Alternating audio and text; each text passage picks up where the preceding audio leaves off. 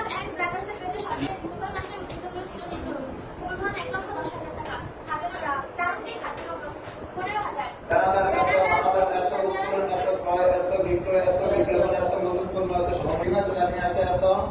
আমদানি শুল্ক আছে এত, কমিশন প্রাপ্তি আছে এত, বিনিয়োগ আছে এত, ব্যাংক জমা সুদ আছে এত, আসবাবপত্র আছে এত, ছোট বিজ্ঞাপন আছে এত, প্রারম্ভিক মূলধন আছে এত, ব্যাংক জমা আছে এত। তাহলে এখানে ক নাম্বারে চাইছে যে সমস্ত টাকাগুলো রামলে আসে না, তার মধ্যে এখানে দুইটাই আছে। বলছে জানাদা হাতে নগদ 1,17, হাতে নগদ 1,17, 15,000 টাকা নাকি?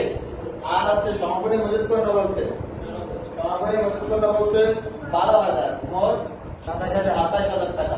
তাহলে মোট কি কি যায় না? 5টা দফা যায় না, প্রারম্ভিক সম্পদ যায় না, প্রারম্ভিক দায় যায় না, হবে তো?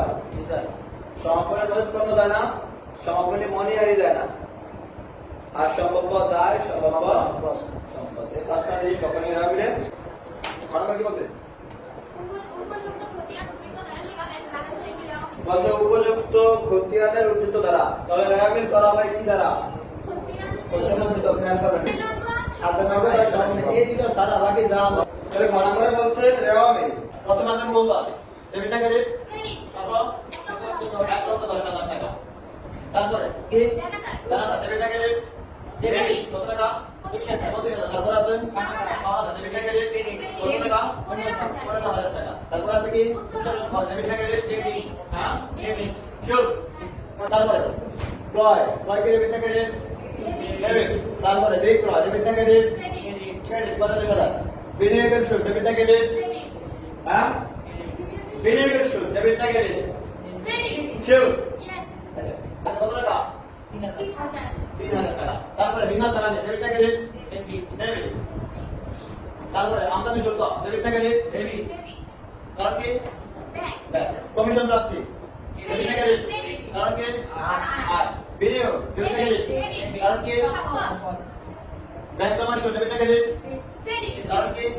আয়। আসবাবপত্র ডেবিট ক্রেডিট, কারণ কি? সম্পদ। বিজ্ঞাপন ডেবিট ক্রেডিট, কারণ কি? ব্যয়। নিশ্চয় আমাদের ভাই আমাদের ক্রেডিট না। প্রারম্ভিক মূলধন ডেবিট ক্রেডিট, হ্যাঁ কারণ কি? ব্যয় ব্যয় প্রারম্ভিক মূলধন ব্যয়। তারপরে সমাপনী ব্যাংক জমা ডেবিট থেকে সবগুলো যোগ করলে কত? ক্রেডিট থেকে সবগুলো যোগ করা মানে কম হয় নাকি? সমান। আজকে সমানটা হতো সাসপেন্স অ্যাকাউন্ট বা অনিশ্চিত।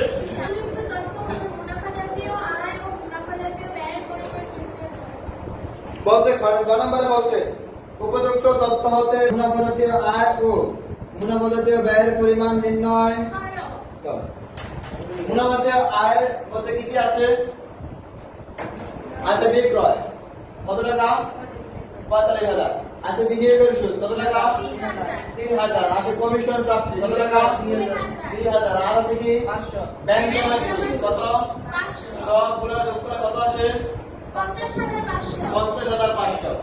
তারপরে বলছে 2 নম্বরে বলছে মুনাফা জাতীয় ব্যয়। মুনাফা জাতীয় ব্যয় দিয়ে দিয়েছে ইঙ্গিত। 1 নম্বরে মুনাফা জাতীয় ব্যয় সমান বিক্রিত পণ্যের ব্যয় যোগ পরোক্ষ খরচ। তার মানে মুনাফা জাতীয় ব্যয়টাকে দুই ভাগে করতে হবে। একটা হলো বিক্রিত পণ্যের ব্যয় কি, আরেকটা হলো অন্যান্য খরচ বা অন্যান্য পরোক্ষ খরচ।